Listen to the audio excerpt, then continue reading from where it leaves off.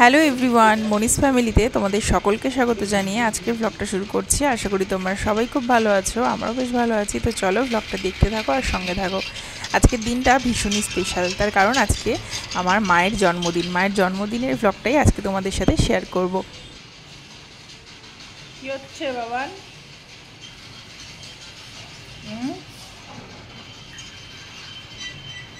কি এটা?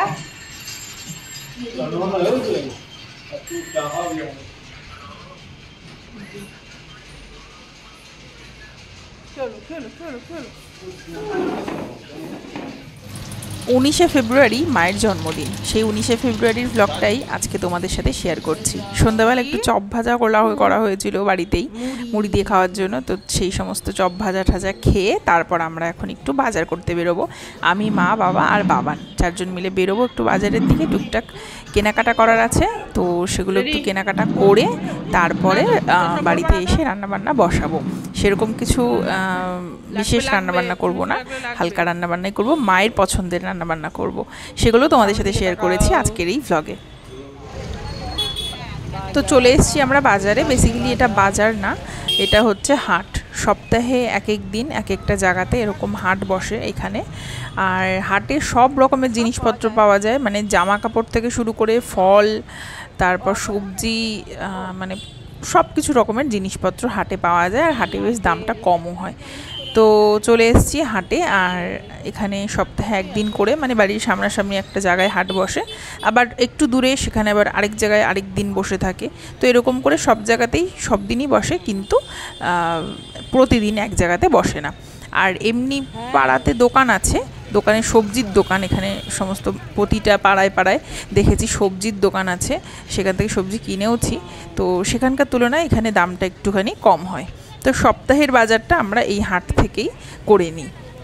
যদিও এখন আমরা সপ্তাহের বাজার করতে আসিনি, এখন টুকটাক একটু কেনাকাটা করতে এসেছি। টুকটাক কিছু কিছু জিনিস কেনাকাটা করার ছিল, তো সেগুলোই কেনার জন্য চলে এসেছিলাম। আর কেকটাও ওদিকে, মায়ের জন্মদিনের কেকটাও অর্ডার করে দিয়েছি। তো সেই কেকটাও এতক্ষণে চলে এসছে বাড়িতে। আর বাড়িতে গিয়েই সমস্ত সেলিব্রেশন আমাদের শুরু হবে।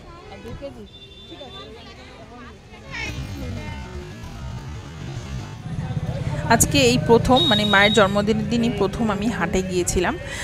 তার আগে পাড়ার যে সমস্ত সবজির দোকান আছে সেখান থেকে সবজি কেনাকাটা করেছি, কিন্তু এই হাটে সেদিনকে আমি প্রথম গেছিলাম। তো চলে এসেছি বাড়িতে। আর এই যে বাবানের সাথে খেলে, ওর একটা ফ্রেন্ড, ওর সাথেও দেখা হয়ে গেল, যদিও বাবানের থেকে অনেক বড় বয়সে। বাড়িতে এসেই প্রথমে বসালাম পায়েসটা এক পাশে বসিয়েছি, আরেক পাশে বসালাম আলুর দম। আজকে রাতের মেনুতে হচ্ছে আলুর দম আর লুচি। আমার মায়ের কিন্তু এটা প্রিয় খাবার। তো কড়াইশুঁটি দিয়ে আজকের আলুর দমটা বানাচ্ছি, পেঁয়াজ রসুন দিয়েই করবো। প্রথমে ভেবেছিলাম নিরামিষ বানাবো, তারপর ভাবলাম না, আমি আমিষভাবেই, মানে পেঁয়াজ রসুন দিয়েই আর কি করি। মাকে আমি কোনো কাজ করতেই দিইনি, তবে মা জোর করে আর কি আটাটা মেখেছে, আটা না ময়দাটা মেখেছে, মানে লুচি বানাবো সেই লুচির ময়দাটা। আলুর দম প্রায় কমপ্লিট। এবার একটুখানি তিল আর পোস্ত বাটা দিয়ে দিলাম। এটা করলে গ্রেভিটা বেশ ক্রিমি একটা গ্রেভি হয়, তো সেটাই দিয়ে দিলাম, পোস্ত আর তিল বাটা।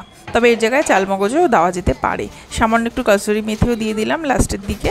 এবার ফুটাবো খানিকক্ষণ, তারপরেই তৈরি হয়ে যাবে।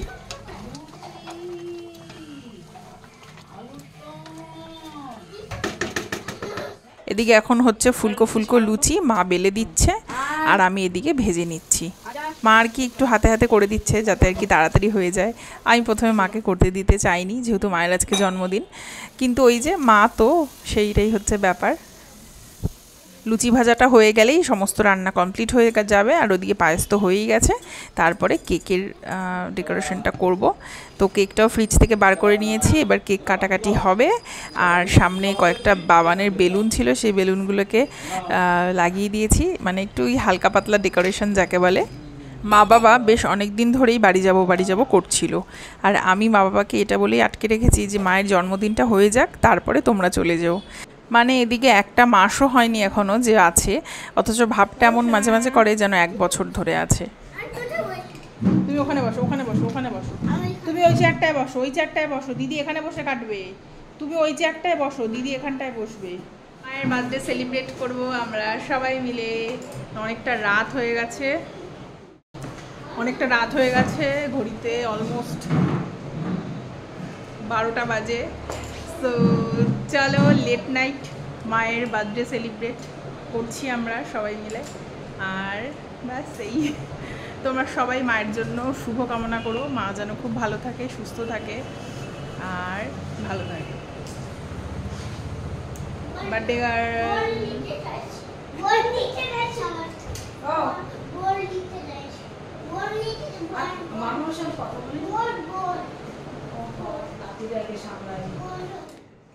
গল্পে গল্পে বেশ অনেকটা রাত হয়ে গেছে, এবার কেকটা কাটা হবে।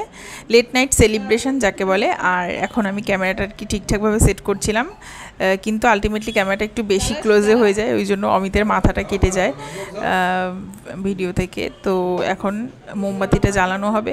এই মোমবাতিটা কেকের সাথেই অর্ডার করেছিলাম, তো এগুলোতে ভেবেছিলাম মিউজিক হবে এবং ঘুরবে, এগুলোতে সাধারণত এই ক্যান্ডেলগুলোতে তাই হয়ে থাকে, কিন্তু এটা দেখলাম সেটা হলো না। যাই হোক, তো তাতে মনটা একটু খারাপ হয়ে গেল। তারপর অমিতকে বললাম যে তুমি একটু ট্রাই করে দেখো তো এটা ঘোরে কিনা। ও দেখলো যে না, এটা সেই ঘোড়ারটা নয়, আমি ভুলবশত ভুলটা কিনে ফেলেছি। তো কিছু করার নেই, কি আর করা যাবে। তবে এই ক্যান্ডেলগুলো ভীষণ ভালো লাগে, ভীষণ সুন্দর। মিউজিক হওয়াগুলো তো আরও বেশি সুন্দর, ওগুলো গোল গোল ঘুরতে থাকে আর পুরো একদম 24 ঘন্টা ঘোরে। অনেক চেষ্টার পর আর হলো না, তো এবার কেকটা কেটে ফেলবো, আর লেট করবো না। তো চলো মায়ের কেকটা কাটা হোক।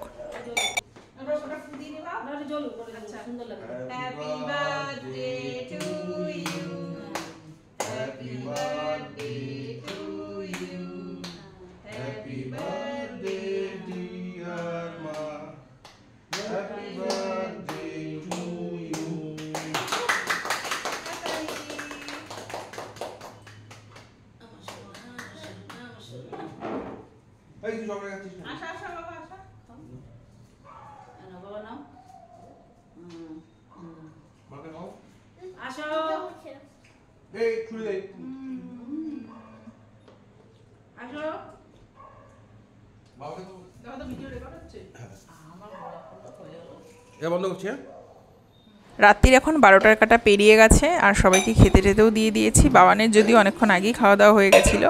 তো চলো, এই ছিল মায়ের জন্মদিনের আজকের ব্লগটা। কেমন লাগলো জানিও। মায়ের জন্য তোমরা সবাই শুভকামনা করো, মা যেন খুব ভালো থাকে, সুস্থ থাকে আর ঠিকঠাক থাকে। তো চলো, আজকের মতন টাটা।